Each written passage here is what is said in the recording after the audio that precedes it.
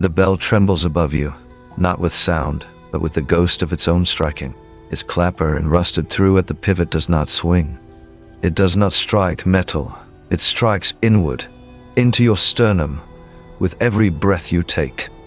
You do not feel it as pain. You feel it as the hollowing out of a name you once carried like a crown.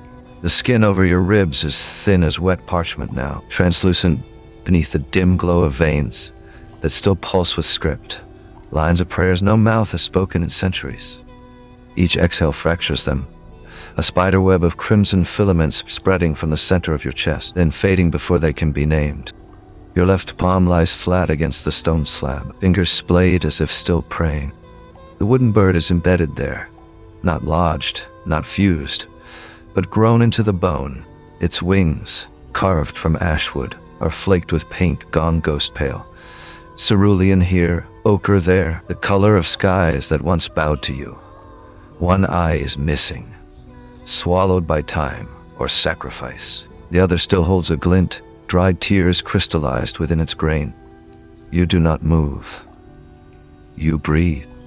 The air thickens with myrrh and something older, the metallic sweetness of blood dried over decades, pooling beneath the slab like a slow tide of forgotten oaths.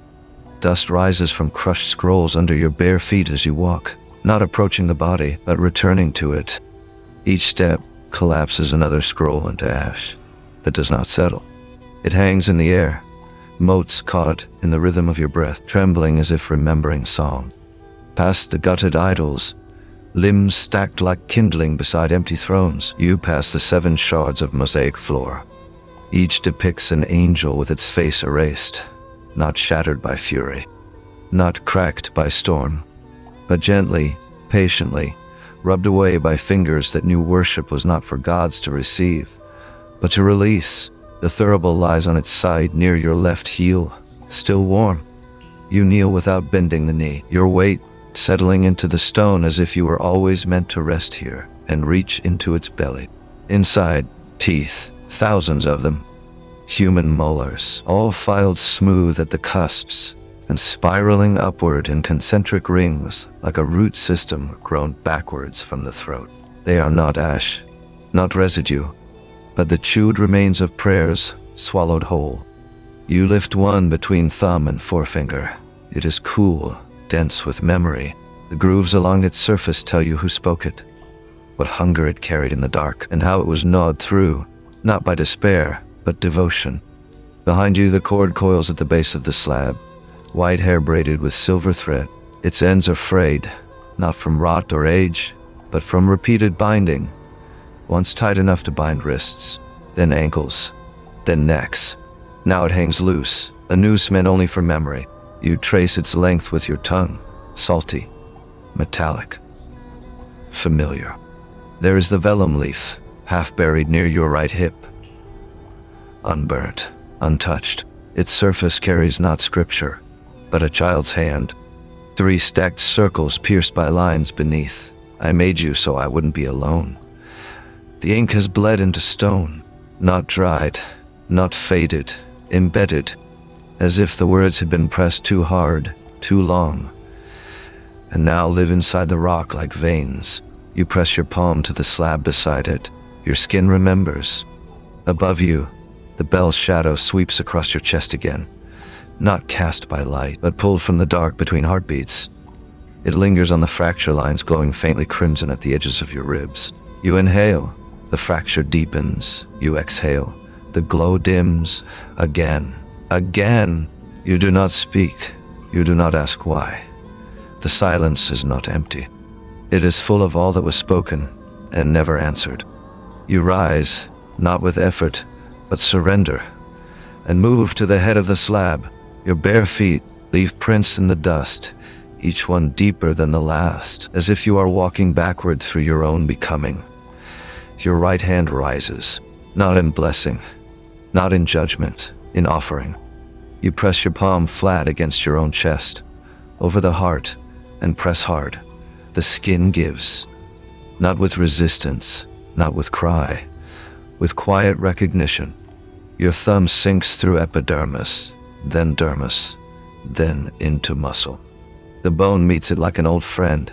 You grip the sternum beneath, not to break, but to open, and you pull upward. A strip of your own skin comes free, warm, still pulsing, circulation alive in its veins, the same ones that once carried thunder. You lift it slowly, as a priest lifts the host, and lay it across the victim's chest. Not as shroud, not as atonement, but as communion. It adheres. The moment it touches the glowing thread that connects the child's wooden bird to the hollow within rib, thread thrums once. A vibration felt in your teeth, in the dust still trembling above you, in the rusted bell, whose clapper has not moved in centuries, but now quivers deep inside the marrow of your bones.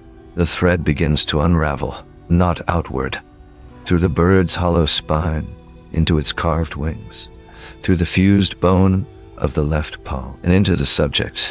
You watch as grain by grain, the ashwood dissolves. Dust rises, not from decay but release.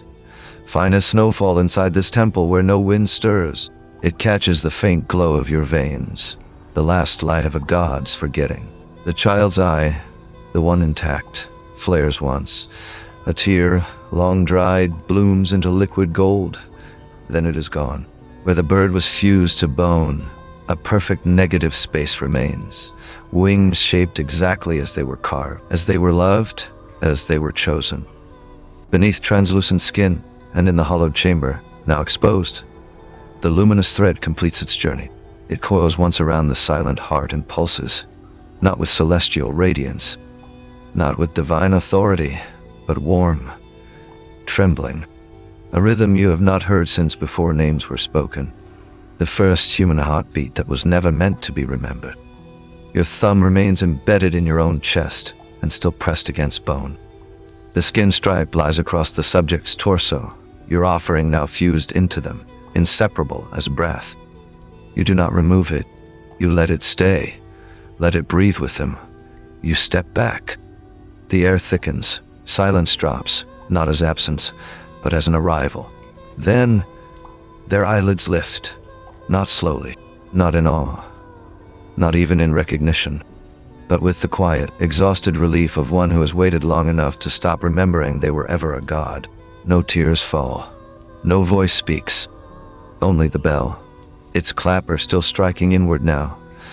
Not into sternum, but into the hollow where your name used to live, trembles once, and stops. The dust settles on your bare shoulders.